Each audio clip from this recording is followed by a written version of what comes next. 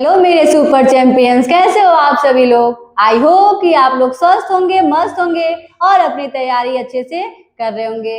तो आज हमारा जो है एक्सरसाइज चलने वाला है एक्सरसाइज 2.5, जो कल हम 2.4 को कंप्लीट कर लिए थे। तो आज हमारा है 2.5। आज स्टार्ट करेंगे बिना देरी किए हुए एक्सरसाइज को, ठीक है।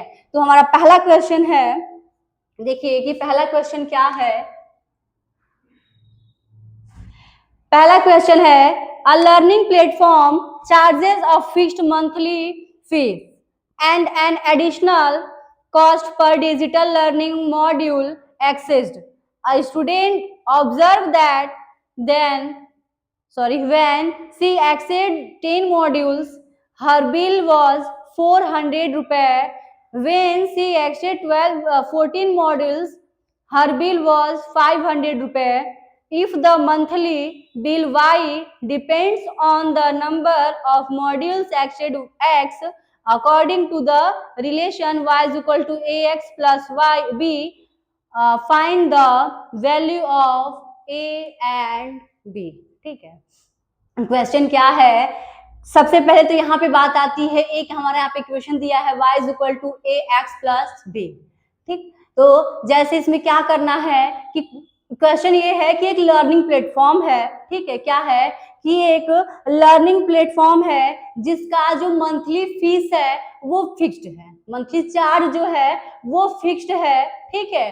और क्या है कि उसमें डिजिटल लर्निंग मॉड्यूल को एक्सेस करने के लिए उसका जो है कॉस्ट ऐड किया जाता है, मतलब जितना जो है पर डिजिटल लर्निंग मॉड्यूल पे जो है आपका कॉस्ट एडिशनल है, यानी कि ऐड कर जुड़ता है।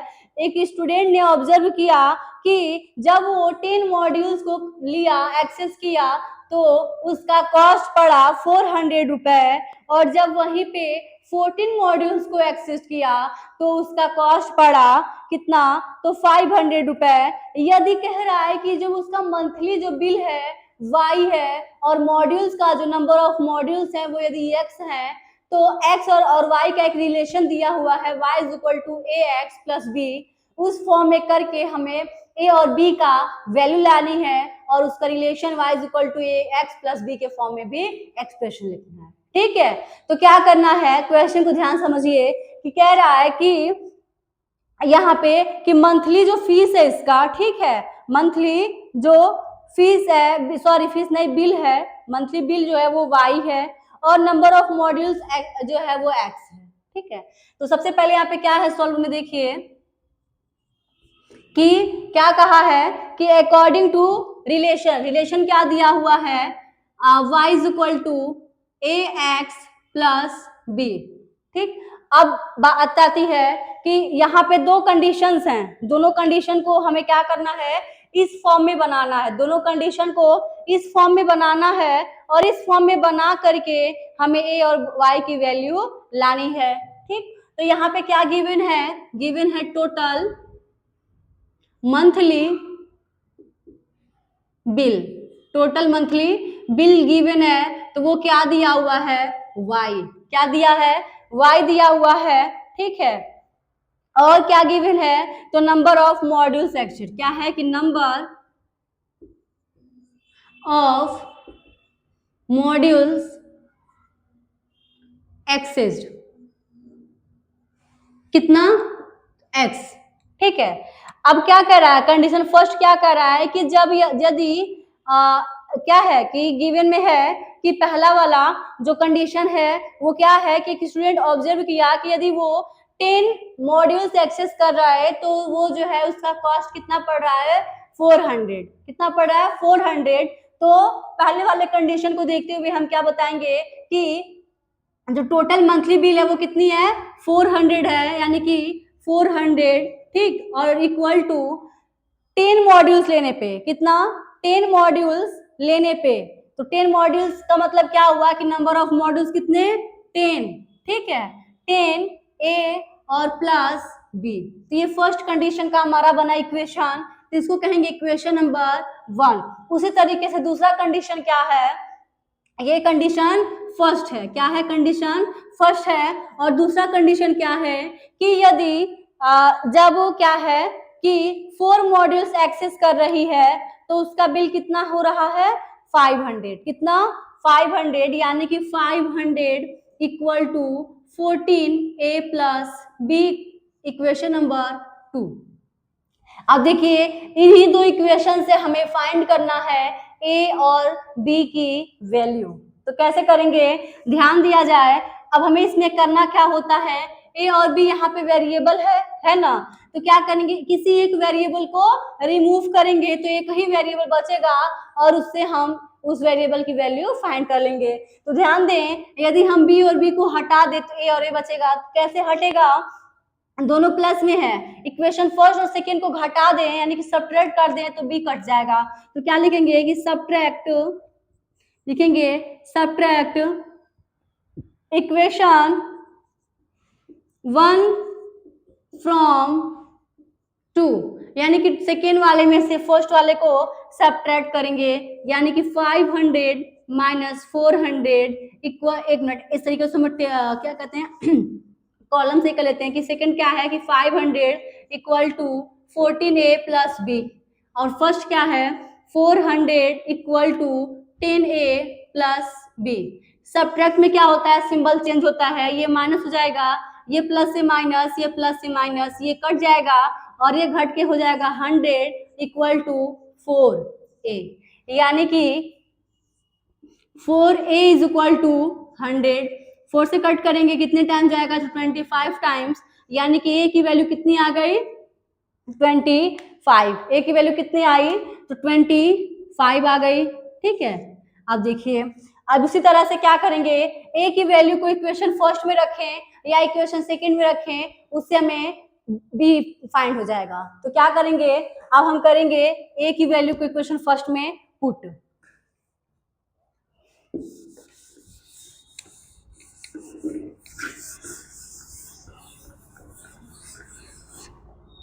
इक्वेशन तो इरेज कर दिए हैं, कोई बात नहीं।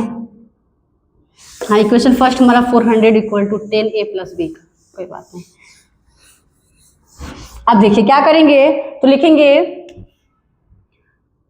Put the value of a in equation 1 में रखिए या फिर 2 में रखिए, कोई दिक्कत नहीं। तो ये क्या है 400 इक्वल टू 10a, 10a का मतलब a का मतलब 25 और प्लस b, ठीक है, ये जाएगा 400 इक्वल टू, ये कितना हो जाएगा तो 250 हो जाएगा प्लस b, तो b is equal to 400 minus 250, तो ये हो जाएगा b की value, b is equal to यहाँ पे 0, यहाँ पे 5 और यहाँ पे 3 यानी कि 1, कितना हो जाएगा तो 150, कितना हो जाएगा 150। तो ये था हमारा ए और बी की वैल्यू फाइंड हो गया। अब क्या करेंगे, तो जो हमारा वहां पे इक्वेशन दिया हुआ था उसमें ए और बी की वैल्यू को भी क्या कर देंगे तो पुट कर देंगे। ठीक है, तो ये क्या है, एक्सप्रेशन क्या बनेगा हमारा, एक्सप्रेशन क्या बनेगा, तो देखिए expression y is equal to A की वैल्यू 25, तो 25x प्लस बी की वैल्यू 150, तो ये बन गया हमारा एक्सप्रेशन। ठीक है, तो ये था पहला क्वेश्चन का सॉल्यूशन। ठीक, देख लीजिए और समझ लीजिए क्या क्वेश्चन था। क्वेश्चन है कि एक लर्निंग प्लेटफॉर्म है, जैसे देखिए होता क्या है कि किसी भी चीज का, जैसे मान लीजिए आप किसी रूम में रह रहे हैं, एक रूम रेंट पे लिए, तो क्या होगा आपका रूम का जो रेंट होगा, ठीक है, वो फिक्स होगा कि मान लीजिए आपका रूम का रेंट क्या है 2000 रुपए है, मान लीजिए 2000 रुपए है, तो आपका वो ठीक हो फिक्स है कि आपका रूम रेंट जो है 2000 रुपए है, बट जो उसमें आपकी इलेक्ट्रिसिटी होती है, ठीक है, इलेक्ट्रिसिटी जो होती है वो पर मंथ में जो है आपका एक्स्ट्रा चार्ज होगा कि नहीं होगा, होता है। आप कभी भी रूम जो है लेकर के रहते हैं कहीं बाहर, तो यही होता है कि रूम का तो आपका रहेगा ही रहेगा, उसके साथ आपका इलेक्ट्रिक जो है उसका अलग चार्ज होगा, उसके बाद अगर आप कहीं से वाटर ले रहे हो तो वाटर का भी अलग चार्ज होगा। तो ये क्या है, एक तो फिक्स है, बाकी का अलग अलग चार्जेस हैं। तो यहाँ पे यही बात आई है कि एक लर्निंग प्लेटफॉर्म है जहाँ पे मॉड्यूल को एक्सेस किया जा रहा है, तो उसका जो मंथली जो उसका चार्ज है वो क्या है कि उसका मंथली चार्ज फिक्स है, और क्या है कि उसका मंथली चार्ज लर्निंग प्लेटफॉर्म पे जो है क्या करते हैं कि मंथली चार्ज जो है वो फिक्स है, और डिजिटल लर्निंग मॉड्यूल का जो एक्सेस करने पे उसका एडिशनल चार्ज बन रहा है, यानी कि उसको ऐड किया जा रहा है। समझ में आई बात? तो ये था हमारा पहले क्वेश्चन का सॉल्यूशन। अब हम करेंगे नेक्स्ट क्वेश्चन इसका दूसरा, ठीक है।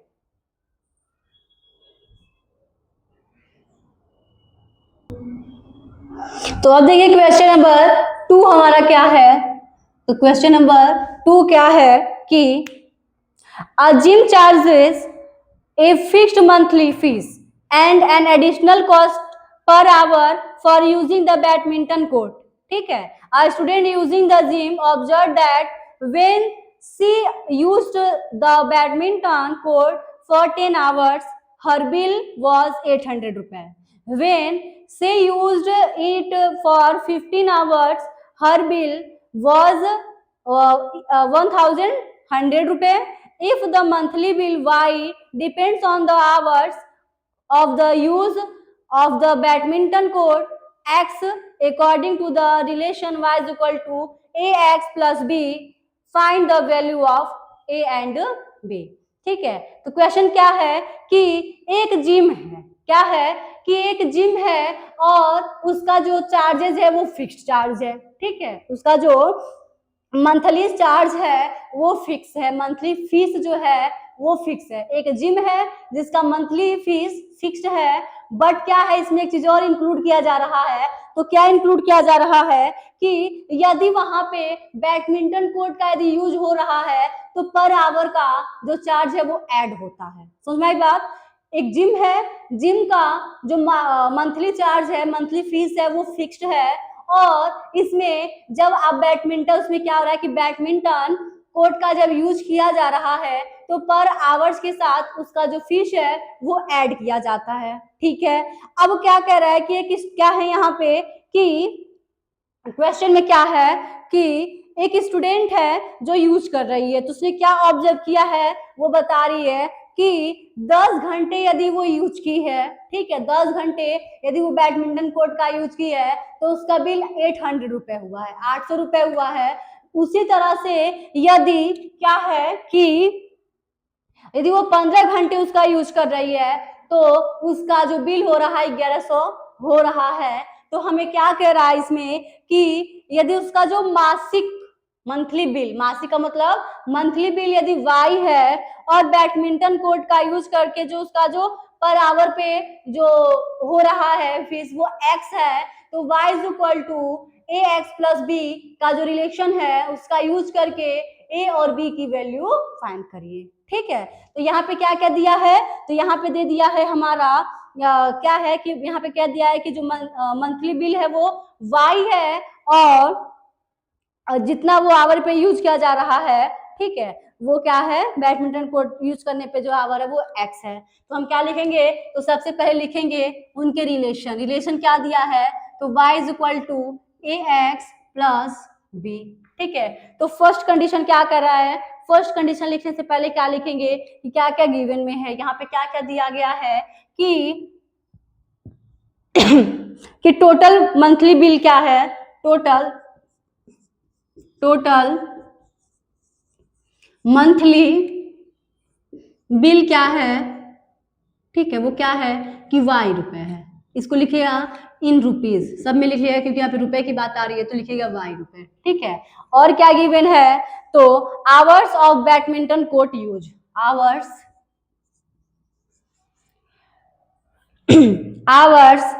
ऑफ बैडमिंटन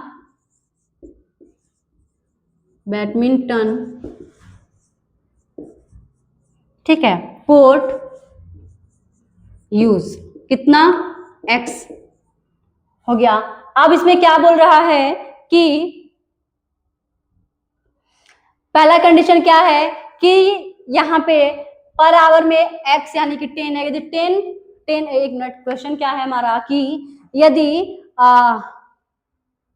10 आवर्स का यदि बैडमिंटन यूज कर रहा है तो उसका कॉस्ट कितना पड़ जा रहा है 800, तो कॉस्ट पड़ेगा 800, तो लिखेंगे फर्स्ट कंडीशन में 800 equal to 10A plus b, तो ये बन जाएगा इक्वेशन नंबर 1। ये क्या है?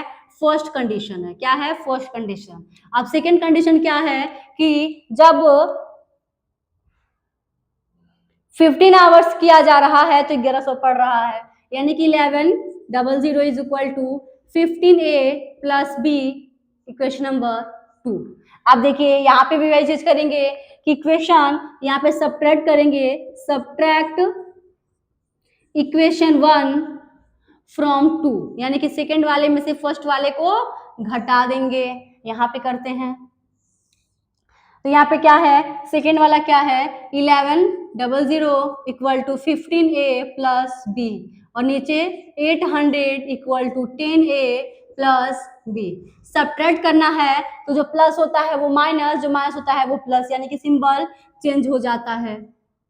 तो बी से बी कट जाएगा, यहाँ पे घट करके 5A हो जाएगा और यहाँ पे 300 हो जाएगा। कट करेंगे तो कितना हो जाएगा? 60, यानी कि A is equal to 60। A is equal to 60, यानी कि A की वैल्यू फाइंड हम कर लिए। अब क्या करना है? B की वैल्यू फाइंड, और B की वैल्यू फाइंड करने के लिए क्या करेंगे? A की वैल्यू को इक्वेशन 1 में या फिर सेकेंड में पुट करेंगे। तो यहाँ पे हम पुट करेंगे फर्स्ट वाले में ही, तो लिखेंगे put the value of A in equation 2 या फिर फर्स्ट में लिख लेते हैं, ठीक है। तो फर्स्ट क्या है? यहाँ पे है, इस पे हम पुट करके निकालेंगे बी की वैल्यू।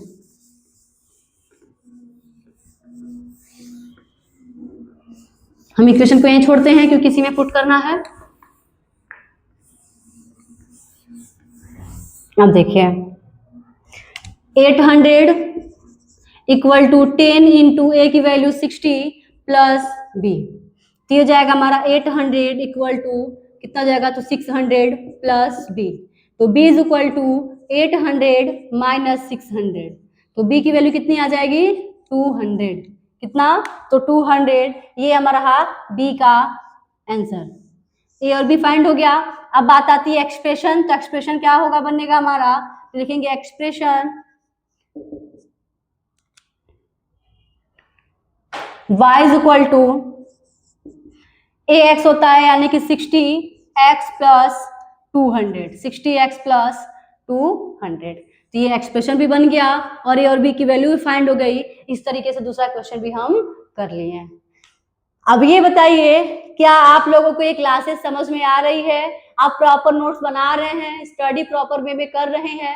एक बार कमेंट में जरूर बताइएगा, ठीक है। और मन से पढ़ाई कीजिए, अच्छे से पढ़ाई कीजिए, आपका पूरा का पूरा सॉल्यूशन कराया जाएगा इस पे। और जब सपोर्ट करेंगे आप लोग तो आपकी क्लासेस और भी बेहतर बनाई जाएगी, है ना। ताकि आप लोग का ये रहेगा ना कि बच्चों की फीडबैक आ रही है तो इस तरीके से आपका और जो है क्वेश्चंस मिलेंगे। अभी क्या है कि आपका बस क्लासेस चल रही हैं और एक्सरसाइजेज हो रही हैं, ठीक है। यहाँ पे आपको इंपॉर्टेंट क्वेश्चन भी बताया जाएगा। और अभी क्या है कि जो क्लास 9 का सिलेबस है वो पूरा पैटर्न चेंज हुआ है।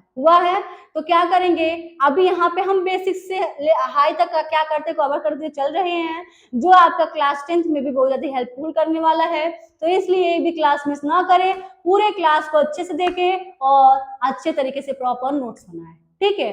और प्रैक्टिस क्वेश्चन प्रैक्टिस जो है पर डे, क्लास करने के बाद शाम को जरूर प्रैक्टिस, पूरा क्लास का जो है एक क्लास का जो है प्रैक्टिस करें और हर एक क्वेश्चन का प्रैक्टिस करें, ठीक है। इस तरीके से आगे बढ़ते हुए हम आप करेंगे क्वेश्चन नंबर 3।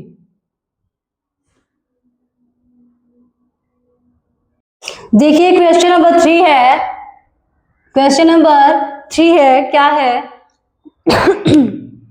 कि consider the relationship between temperature measured in degree Celsius and degree Fahrenheit, which the given by degree Celsius equal to A degree Fahrenheit plus B.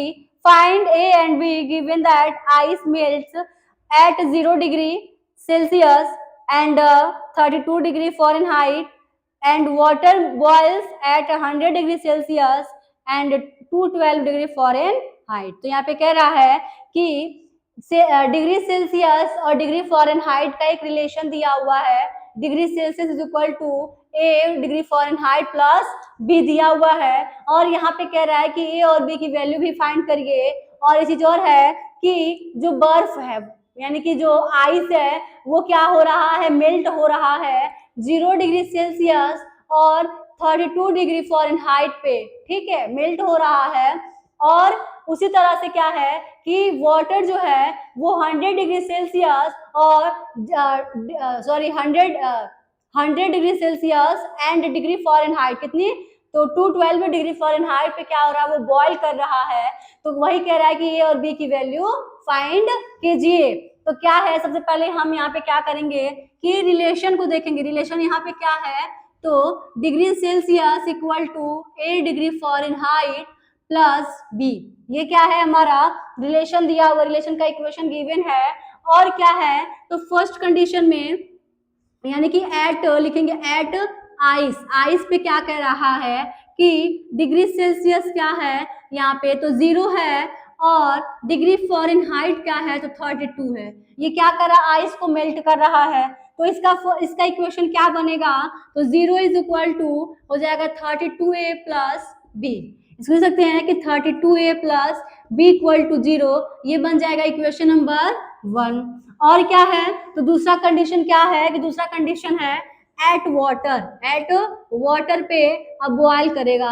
तो क्या है कि यहाँ पे गिवन है degree Celsius is equal to 100 and degree Fahrenheit क्या है, तो 212 है। तो इसका इक्वेशन क्या बनेगा, तो बनेगा 100 equal to 212 a plus b, यानी लिख सकते हैं कि 212 a plus b equal to 100। तो ये हो जाएगा इक्वेशन नंबर 2, ठीक है। अब क्या करेंगे, सब्ट्रैक्ट करेंगे। तो लिखेंगे सब्ट्रैक्ट इक्वेशन 1 फ्रॉम 2, यानी कि सेकेंड वाले में से फर्स्ट वाले को सब्ट्रैक्ट करेंगे। तो फर्स्ट सेकेंड वाला क्या है, 212 a plus b equal to 100। उसी तरीके से क्या है कि 32 ए प्लस बी इक्वल टू 0, है ना। सब्ट्रैक्ट करेंगे तो सिंबल चेंज हो जाएगा, आप लोगों को पता है। बी से बी कट जाएगा, सब्ट्रैक्ट करेंगे तो ए यहाँ पे 0, 8 1 यानी कि 180 ए इज इक्वल टू 100। ये हो जाएगा ए इज इक्वल टू 100 अपॉन 180, है ना। अब देखो यहाँ पे कट करें तो 0 से 0 कट जाएगा, 2 से 5 टाइम्स, 2 से 9 टाइम्स, यानी कि ए की वैल्यू आ गया 5 अपॉन ए। क्या आ गया, ए की वैल्यू 5 अपॉन ए। अब इस तरीके से क्या करेंगे, ए की वैल्यू को इक्वेशन 1 में पुट करके बी की वैल्यू भी फाइंड कर लेंगे।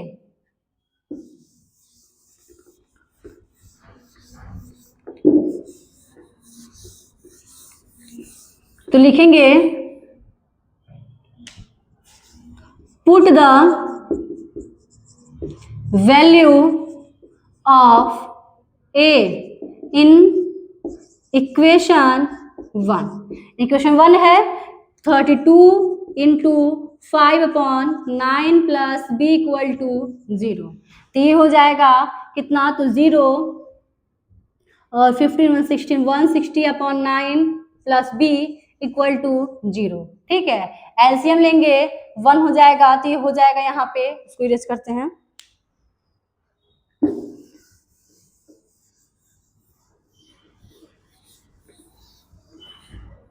देखिए 160 plus 9b upon 9 equal to 0, ठीक है। तो 160 हो जाएगा प्लस 9b इक्वल टू 0, तो 9b is equal to minus 160, तो b is equal to minus 160 upon 9 हो जाएगा। तो ये अब क्या वो कट के 160 अपॉन 9 कटेगा, क्या 160 अपॉन 9 कटेगा, नहीं कटेगा। तो ये हो जाएगा हमारा b की वैल्यू, क्या हो जाएगा, b की वैल्यू, है ना। तो अब एक्सप्रेशन बनाएंगे।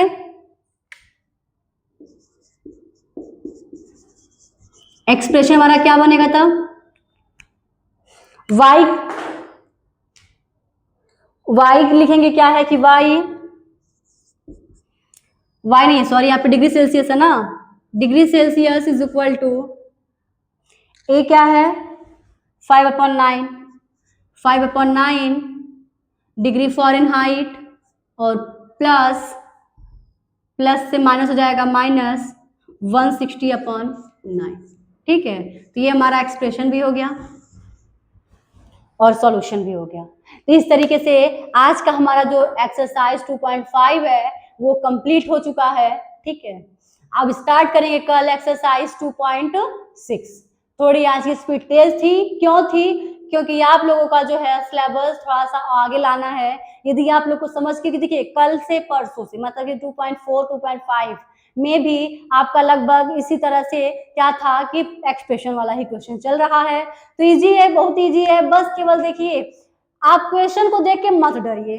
ठीक है, क्वेश्चन को देख के मत डरिए, इसको रीड करिए और उसको एक एक लाइन, एक एक वर्ड को समझिए, क्या कह रहा है वो क्वेश्चन ही बता देगा। ठीक, बहुत इजी था, बहुत अच्छे से हम लोग इस एक्सरसाइज को कंप्लीट कर लिए। तो आज के इतना ही, कल मिलते हैं। Thank you so much.